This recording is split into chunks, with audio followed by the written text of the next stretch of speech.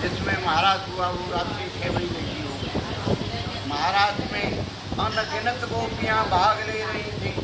उनके पैरों में पायल और घुंघरू बंधे थे। उधर कैलाश पे प्रभु महादेव अपने प्रभु श्याम सुंदर और राधा रानी के भजन में बैठे थे। महादेव जी भज रहे थे, राधे कृष्ण राधे कृष्ण राधे कृष्ण। देखिए, महाराज में प्रभु ने एक ऐसी लीला रची कि जितनी अनगिनत गोपियां थी उतनी ही कृष्ण हर गोपी के साथ ही थे, इसलिए उसको महाराज कहा गया। लेकिन प्रभु तो एक थी, हर गोपी को सिर्फ अपने साथ में कृष्ण दिखाई दे रहे थे, उसी गोपी को दूसरी गोपी के कृष्ण दिखाई नहीं दे रहे थे।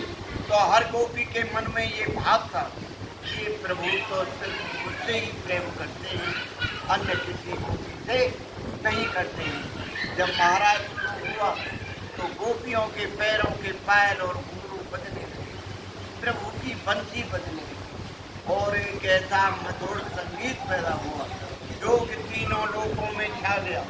वो इतना मधुर संगीत था जिस किसी के कानों में वो ध्वनि गई वो महाराज की तरफ भागने लगा। चाहे वो देवता हो, मनुष्य हो, किन्नर हो, पशु पक्षी भी महाराज की तरफ भागने लगे। उधर कैलाश पे प्रभु महादेव जी के कानों में वो मधुर ध्वनि गई, प्रभु महादेव जी का भजन।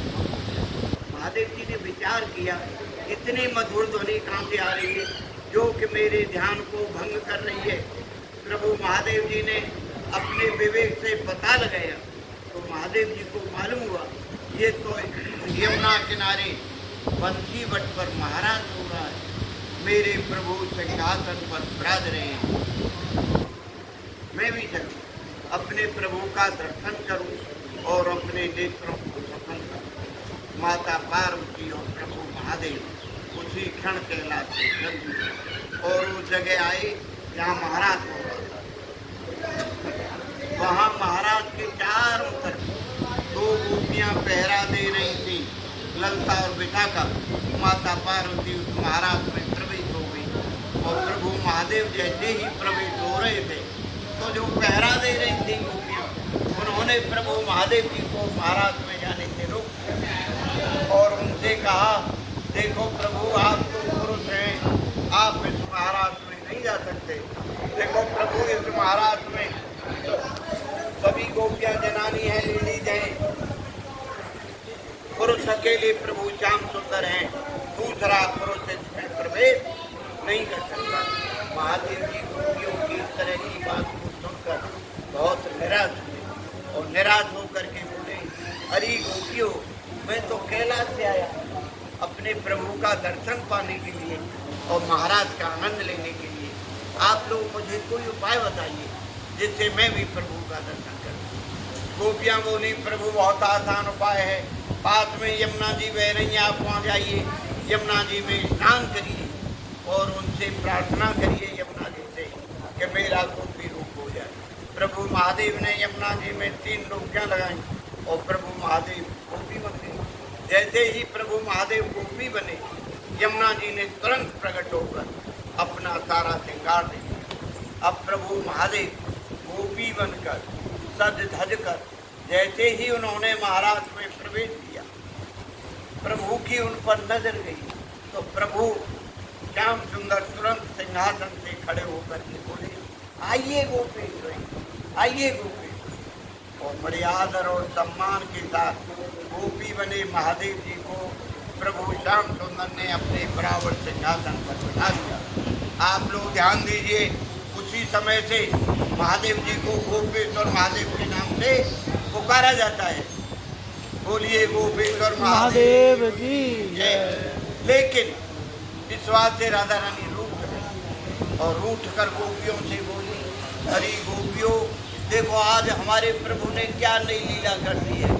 आज एक नई अनजान गोपी आई है कहीं से, काली कलूटी, उसको प्रभु ने अपने बराबर सिंहासन पर बिठा दिया और उससे कहा है गोपेश्वरी, हम सब गोपियों की ईश्वर बना दिया, जबकि हम इनकी सबसे बड़ी गोपी हैं। हमसे तो इन्होंने कभी गोपेश्वरी नहीं कहा। इसी बात पर राधा रानी रूठ कर नंगे पैर पैदल धीरे धीरे चलते चलते यहाँ कर बैठे। अब आप समझो राधा रानी के बिना रास महाराज कोई लीला संभव नहीं है। जब राधा रानी महाराज में चले गई, महाराज बंद हो गया। प्रभु ने देखा यहाँ तो महाराज भी बंद हो गया, यहाँ तो हमारी राधा रानी भी नहीं है। तब प्रभु व्याकुल होकर चारों दिशाओं में राधा रानी को ढूंढ रहे हैं और पुकार रहे हैं, हे राधे आप कहाँ हो, हे किशोरी जी आप कहाँ हो, जहाँ भी हो आप आवाज दो। देखिए जिस रास्ते से राधा रानी यहाँ आई थी, उस रास्ते में ब्रज की रज में राधा रानी के बहुत छोटे छोटे पैरों के चिन्ह बने थे। प्रभु जब ढूंढ रहे थे, अचानक प्रभु की नजर गई तो उन्होंने पहचान लिया, ये तो हमारी राधा रानी के पैरों के चिन्ह हैं। उन चिन्हों से रज लेकर प्रभु ने अपने मस्तक से लगाई और उन चिन्हों को प्रभु खोलते खोलते यहाँ राधा रानी के पास आए। यहाँ आकर प्रभु ने खूब मनाया, खूब मनाया। राधा रानी मनने में नहीं आई। जब मनने में नहीं आई तो प्रभु सोचने लगे, ये तो मनाने से भी नहीं मन रही है। तब प्रभु इनके पैरों में पड़ गए और पैरों में पड़कर बोले, देखो राधे आप गुस्सा हो गई, नाराज हो गई। वो कोई मामूली गोपी नहीं थी, अरे कैलाश से प्रभु महादेव आए थे गोपी बनकर महाराज देखने के। देखो राधे अब आप अपनी गुस्सा छोड़ो और हमारे साथ चलो। राधा रानी बोली, प्रभु अब मैं कैसे चलूं, मैं नंगे पैर पैदल चलकर आई हूँ। प्रभु मेरे पैरों में छाले पड़े हैं, मैं बहुत ज़्यादा थकी हूँ, प्रभु अब मैं नहीं चल सकती। तब प्रभु बोले, अच्छा राधे आपके पैरों में छाले हैं, आप नहीं चल सकती हो, तो आओ हमारे कंधे पे बैठ जाओ।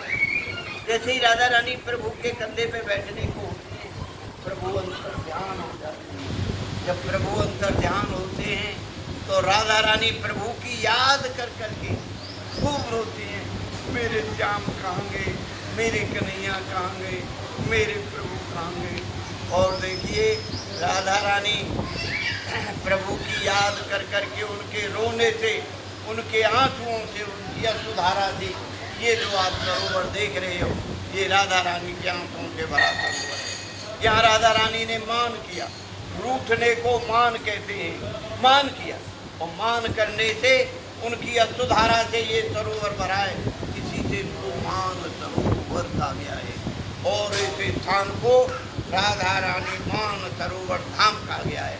यहाँ प्रभु अपनी बंसी और मुकुट राधा रानी के पास छोड़कर द्वारिका चले गए। द्वारिका में जब कभी भी आपको सौभाग्य मिले प्रभु के दर्शन का, तो आपको वहाँ बंसी और मुकुट का दर्शन द्वारिका में नहीं होगा, वहाँ सुदर्शन चक्र का दर्शन होगा। और देखिए एक रहस्य की बात समझ लीजिए, सुन लीजिए, ध्यान दीजिए, बंसी का दर्शन तो बांके बिहारी में भी नहीं होता है, लेकिन साल में एक बार बिहारी जी बंसी धारण करते हैं। शरद पूर्णिमा की रात्रि को, रात्रि के 12 बजे बिहारी जी में आरती होती है, सही उसी समय यहाँ भी आरती होती है रात्रि के 12 बजे। लेकिन इस बंसी का दर्शन आपको यहाँ नहीं होगा, बिहारी जी में होगा। और ये बड़ी पवित्र भूमि है, तपस्या की भूमि है, प्रेम की भूमि है, भक्ति की भूमि है। जब कभी भी सौभाग्य मिले यहाँ आने का, तो देखो इस सरोवर में स्नान करो और 5 छींटे इसमें से अपने ऊपर जरूर डालिए, आचमन करिए, अपने नेत्रों से जल लगाइए, ऐसी गलती मत कर देना। और इस मान सरोवर में स्नान करने से, राधा रानी का दर्शन करने से मनोकामनाएं तो पूरी होती ही हैं, कलयुग के कष्टों और पापों से मुक्ति मिलती है। बोलिए जय जय जय जय जय जय जय जय